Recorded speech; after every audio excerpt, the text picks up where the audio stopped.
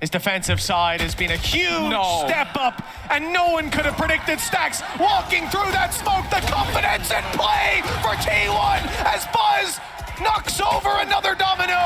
It's T1, your Red Bull Homeground champions.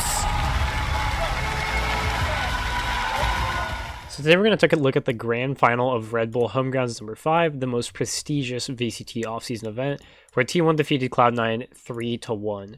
And we're going to take a look at specifically Bind and this really interesting Vyse pick out of T1, as well as the KO pick. We typically don't see these two agents played at all on Bind, and it's really exciting to see this brand new agent Vyse getting a lot of play out of pros, and seeing apparently a lot of success. They went 6-6 on Bind attack, which is pretty good for attack side, and then they ended up going 7-2 on the defense, only dropping the pistol. So even if they did win this pistol, they would most likely be undefeated on the defensive half. And we're going to break down, why exactly was this Vyse pick so hard for C9 to play into. So the very first thing we're going to talk about with this game is the team comp. Starting off with C9, they're running, a very, very basic meta comp. They're running Brimstone, Viper, Cypher, Sky, Raze, pretty much the 5 most played agents on this map. Their plan here, if we go over the mini map, is just they're going to play stall. They have this Viper Molly for short. They got Brim Molly for A short, Cypher utility later in the round, Raze nade. They're going to throw this Sky Flash for long pretty much every round. This is the tried and true, Bind formula that we've seen. And T1 know this. So they know that they're going to throw the Sky Flash long. And T1, if they go to their team comp, they have all this really good utility. They've got the Vyse Thorns later in the rounds. They have all this KO util, all the Gecko util, Raze nade, Satchel's Roomba. They have super good utility for these big site hits. Vyse Thorn back here, Gecko Molly here, Flash over the top, Wingman plant, Roomba into lamps, all this great utility to just completely bombard a site. And not great utility for a default. Typically, when teams play Viper on Bind, they throw this wall here, they throw an orb here, and they default up short a lot. T1, they don't have that option with this team comp. And so they actually do a really interesting play here. They know that C9 is going to throw this Sky Flash out long. So they send a KO here to get hit by it. He gets hit, he takes some fights. And so C9 are thinking, maybe it's a beat, a hit. We see initiator here. Typically, the initiators, they're playing with where the team is going to hit. However, the KO hits the TP. It comes all the way back to A, and they end up going for an A hit with all 5 players. What I was talking about with all that utility. However, C9 just have an amazing play in order to hard counter it, and I'm just going to let the round play out.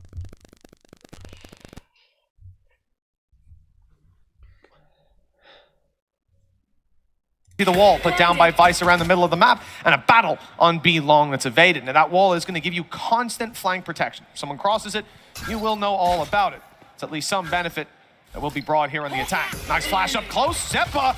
No, it's not going to be first blood for Zeppa. Instead, Stax taking him down, and Oxy with a bit of weight on his shoulders. Nice shots! 3 down, and T1 left in the dirt. 1 enemy remaining. Yeah, he's looking to do it all. A chance to maybe... And so, yeah, as we saw, T1, the KO ended up hitting the TP. They tried to go for that A hit. However, Oxy just made an insane player. He's an insane play. He's just that level of player. He's just a gigantic game changer, and he can single-handedly win you rounds like that. That's why you pay him. That's why he's on C9 still. That's why he's, by far and away making the most money on this roster, and that's what you pay him for. So next round we're going to take a look at is round number 4. It's the buy round for both teams. First full gun round where both teams have guns, and T1, like I said before, they're going for another 4-man stack. It's ended up going to be a 5-man stack after this Vyse applies just a little bit of pressure towards the A side. Sorry. But the first thing I want to talk about, which I forgot to talk about earlier, is this ultimate cycle for T1. Due to Buzz, just being Buzz and getting 3 kills, 3 deaths in the first couple rounds and a plant in there somewhere, he needs 1 orb for his ultimate. But if we look at the other ultimates, they have to either get, assuming Izu is the one who plants, they get 1 plant, he dies, or he gets a kill, they have to farm 1 more orb. And in the next round, 2 rounds after that, they're probably going to have KO ult. They're going to be closer to Vyse ult, closer to Brim ult, and then even, closer back to that Raze rocket. And so if this team with this composition gets into a rhythm, we're on a map where, this ult can take the site, this one can take the site, this one can take the site, this one takes the site, this one takes the site. They have 5 ults that take a site. And so if they get into a rhythm where, you know, every round they get 1 or 2 ults, which they very easily could do with, you know, how they can farm this B orb, which I'll show in a minute, how they can easily farm this B orb every round. You know, they get in the rhythm, it's going to be hard to stop this team. They're going to be able to steamroll so many different inexperienced teams on this map with this comp just because of how powerful this ultimate cycle can be. And I'll just let the round play out. C9, they go for a really interesting, you know, proactive play, which I really do like for them. They just, you know, it's very unfortunate that they did it against T1, who are just so coordinated, and there's just so many players in the same spot. Failed that. Just slow down C9 in those early build-ups. The 4-0 starts seem to be the norm for this defense, but they have been stalled. Again, you have to consider the I don't know what happened amount there. My bad. of potential flashes there are for T1. They can look to go through this Viper util. It's super aggressive though, it's defense that tries to go through. I don't know if Moose is long for this world. I thought even Buzz. So, yeah, that's what I was talking about with the proactive play from C9. It was pretty interesting. I thought it was cool. It's just unfortunate that literally every T1 player is in this region. But yeah, so as the Raze comes in through here, if I pause it, what are you meant to do against this? You have KO Molly here, Gecko Molly, and KO Flash over the top. So if you look at the Gecko to shoot it, you get flashed by KO. You have a Vyse Thorns restricting movement on this side. You know, the smokes are down. They eventually throw a Brim Molly here as well to prevent the fast flood. And they have a Raze Rocket coming down the left side. You can't do anything against that. That's simply impossible, no matter how many people you have. C9, the only way they stop this is to invest ultimates. The only way they could stop this if they had, you know, a Brim ultimate right here in order to split up this Raze, you know, to take that 1v1 and then retake. That's the only way they can stop this execute, and it's just such a good execute out of T1. And it really shows what I was talking about earlier with, you know, this comp of 5 players. It's really hard to stop when it gets going, and it's really hard to stop and execute from them. Alright, so the next round we're going to take a look at is round number 6. For one really just like miniature play I wanted to point out is this wall, this Vyse wall. Kind of just, it's cool. Because any other, you know, any other Sentinel utility, the Cypher Trip, you know, Alarm Bot, would just get shot here and die. But the Vyse wall is invincible, and it doesn't go away until you trip it. And it's a really big, you know, investment to have for the defenders to have to walk down here and jump spot and then come back. And there's a lot of risk with that, and so the defenders are pretty unlikely to, you know, ever attempt that. I don't know, it was not a big part of the round. I just thought it was cool. But first I'm going to let the round play out and let you guys in the comments try to diagnose, you know, what happened with T1, what mistakes they made, and more importantly, you know, what C9 changed after this tech timeout in order to get this round their way and in order to, you know, avoid the T1 steamroll that was building up. So I'm just going to let the round play out and then have you guys comment down below. Well, though, is you look at the composition from C9. You're looking at almost a double Sentinel. You've got that Viper. You then have the controllers. So the whole kind of comp is around delay, and your opponent's comp is all about flashes. You're kind of setting them up to pop flash through your util. So it almost seems right now, at least, like a bit of a comp diff. And aggression can only really rely on Oxy and Zephyr. That's not a lot of utility to try and use defensive aggression for. Well, they're certainly clearing everything inside of Hookah. The Arc Rose put through as well, just as an extra flash from Meteor. Just in case there was someone peeking from way back on top of the B site. But the passive hold, well, to say it's a passive hold is an understatement. C9 waiting for the trap to be triggered. As you can see, the trap wire awaiting the jump out. This is a very common play, though, and one you can see they're more than ready for on the side of T1. Avoiding that, and a flash coming through from Gecko means that they can blitz straight in. Yeah. Players smoked out, but look, just behind that smoke is Zeppy. He'll take his moment to strike as the chaos ensues, but the Molly, he ran straight through and it took too much damage. All right, so did you guys see it? The thing that won C9 this round, there we go, we let it play a little bit, is this Viper Molly. This right here was big. It got insane value because it ended up splitting up the Hookah players. And the timing of this is also really good because he throws it as soon as he hears the Gecko flash, you know, he's already heard the Vyse Thorns fall and the Gecko Molly fall, as well as the Raze Nade. Speaking of Raze Nade, I don't know what this is. I don't know why they would throw this. I don't know what it would be for. But anyways, if we keep going, if we swap to the mini map view, what this does, if I go back T1's... Oh, way too far. And a flash coming through from But means that they can if we go to mini-map view, it splits up... pretty much, it splits up T1 in a few different ways. So first off, it splits up this, this raise from the rest of the team. It splits them there. And then it keeps the Vyse stuck in the hookah inside of, the window, and it splits off the gecko, and then it finally creates another split because it, this gecko is a little bit far ahead. I think this is less created by the Viper Molly and more just, a skill issue from T1, one of their blunders. But it allows Rossi to take all these different 1v1s that, he just promptly wins. And so, he wins 3 1v1s, gets a molly kill, and ends up being the hero of the round. But it was all based off of the timing of this molly. And this molly was timed, which I think a lot of ranked players need to learn, is that utility is a trade. And so he's trading off T1 invest. They invest the Gecko Molly. They invest Vyse Thorns. You can kind of hear it falling as it goes on. They're trading off, these flashes and this utility from T1. They're trading it off for their own utility. So they're trading in, this Cyber Cage in order to try to keep them out. And they're mainly trading away this Snakebite. And so the trade-off is, they can't come out and we do a trade utility for utility, or they do come out and this creates chaos and, it causes, T1 problems and eventually wins them the round. And so what T1 should have done here is, just accepted this trade. They lose this utility trade, they wait, and they go back. The only issue is that their comp, they don't have anybody A. They don't know anything on A. They can't go A, so they have to invest it. And so this molly is just, it's a perfect molly from Rossi, and it ends up, single-handedly winning the round. All right, so swapping over to the defensive side for T1, attacking side for C9. So as T1's comp is, they're going to want to play, a strong side and a weak side.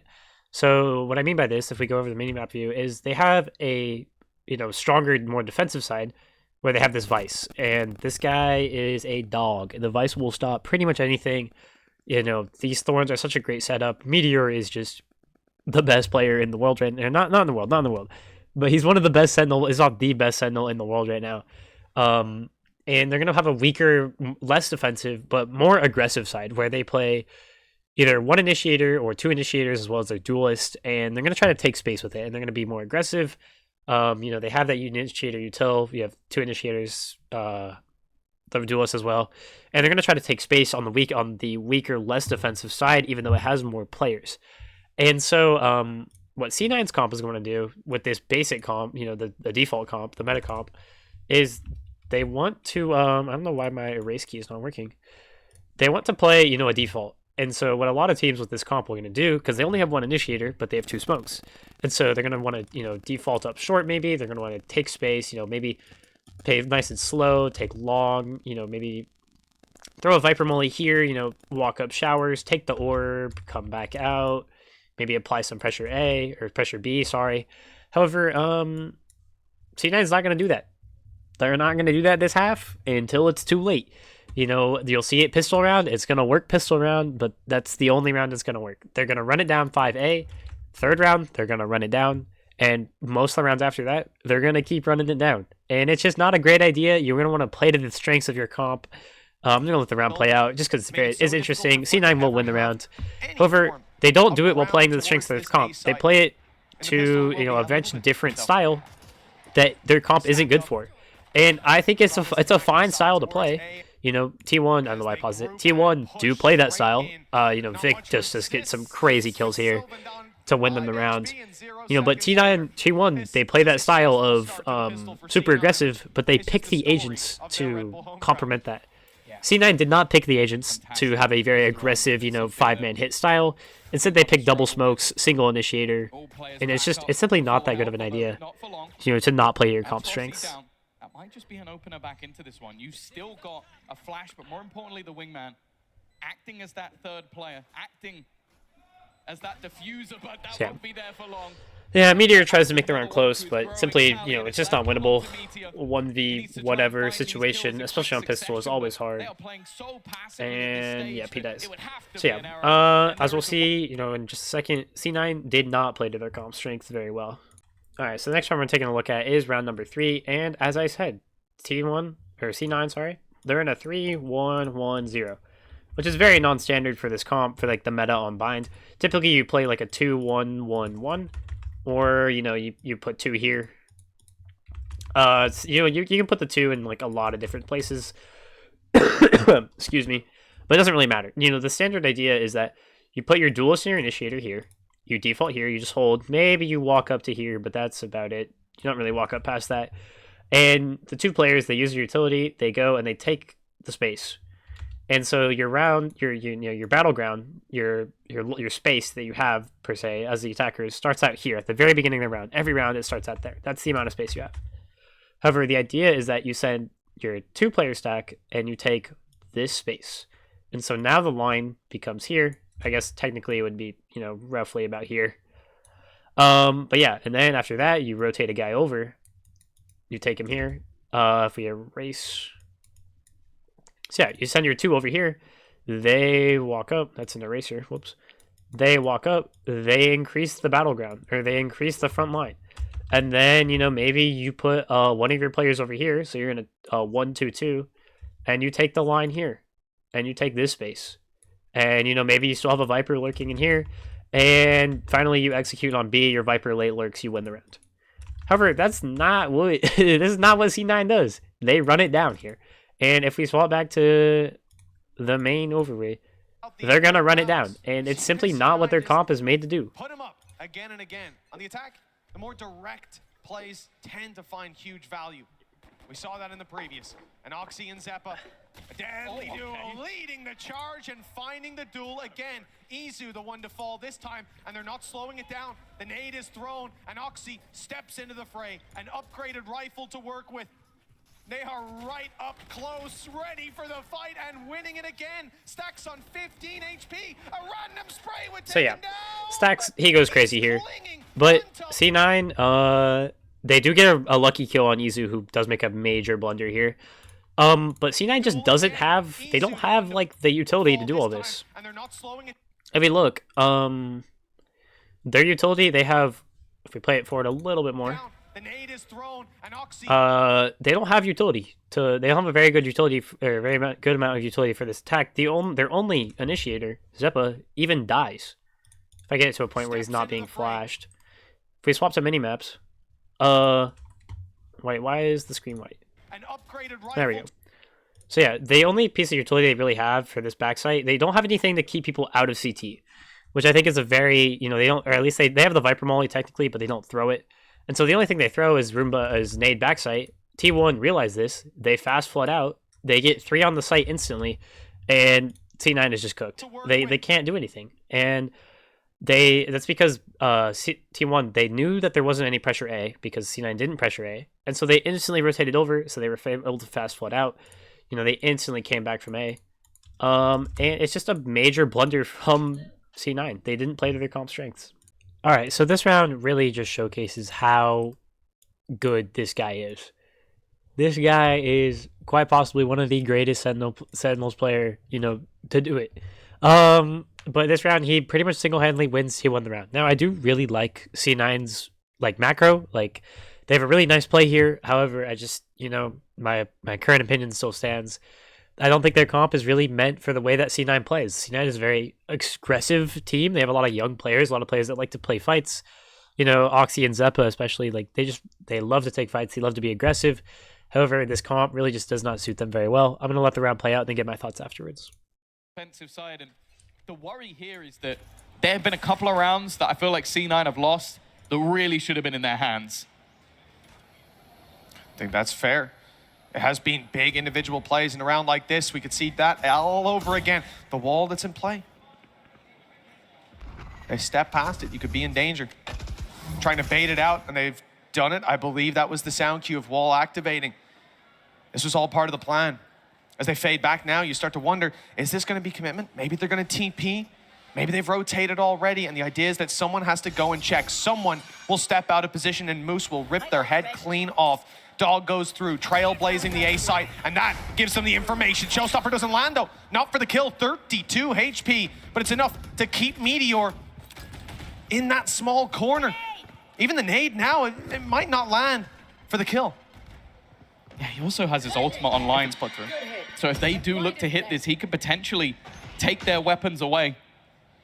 It's a really scary ult to play on when you're up against it. Oxy's gonna nade.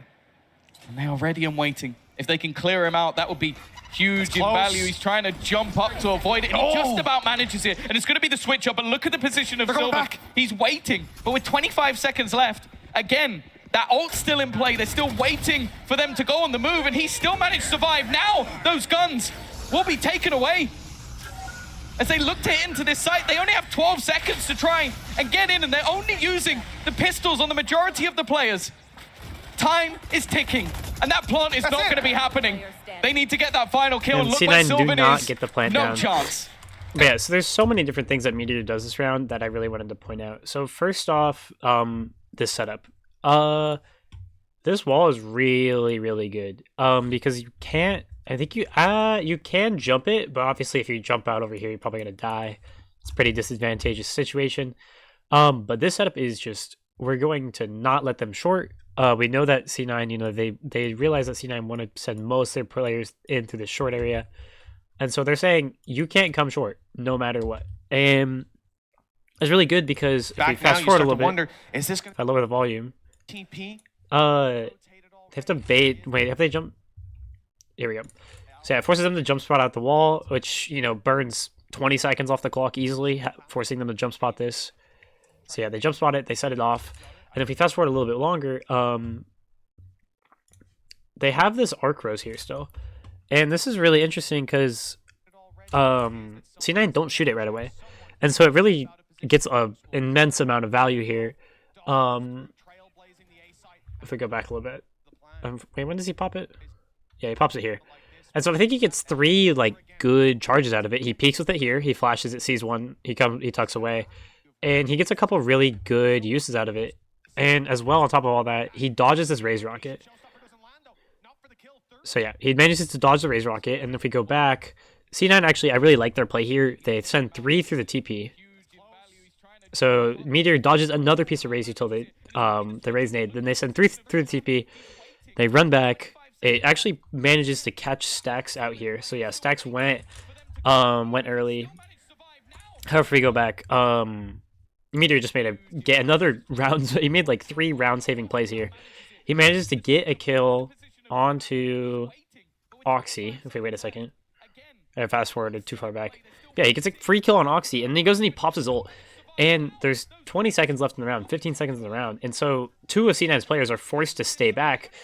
They're forced to play away. It manages to buy enough time for T1 to be able to pop the Brim ultimate to spot the play, and then, you know, C9, they just can't get the bomb down, and the T1 steamroll is fully in effect. All right, last round we're going to take a look at is round number 20. C9 have 4 spot here. Next round, if they lose this round, the game is over. If they lose this round, they can't buy next round if they lose. So they're hedging all their bets onto this round. And they go for a pretty, you know, normal 1-2-1-1. You know, I quite like the setup from them. However, the only issue is that they don't actually gain any map control. And this is their comp is hinging on playing map control. They do manage to control, you know, this area. They do manage to control up here, but they don't get any control on A. And so that's eventually, you know, the downfall of their round. So if we let it play forward a little bit more, if I actually click and not draw. And Rossi, So yeah, let me erase this. So yeah, what they do is they go and they take a little bit of window control. I can turn up the volume. Yeah, the big gigantic glaring issue of this round is showers. And so Buzz in this, he has an operator. And so if we let it play out, your economy may get even worse. You know, Moose, they don't actually push off the operator. They throw a cam.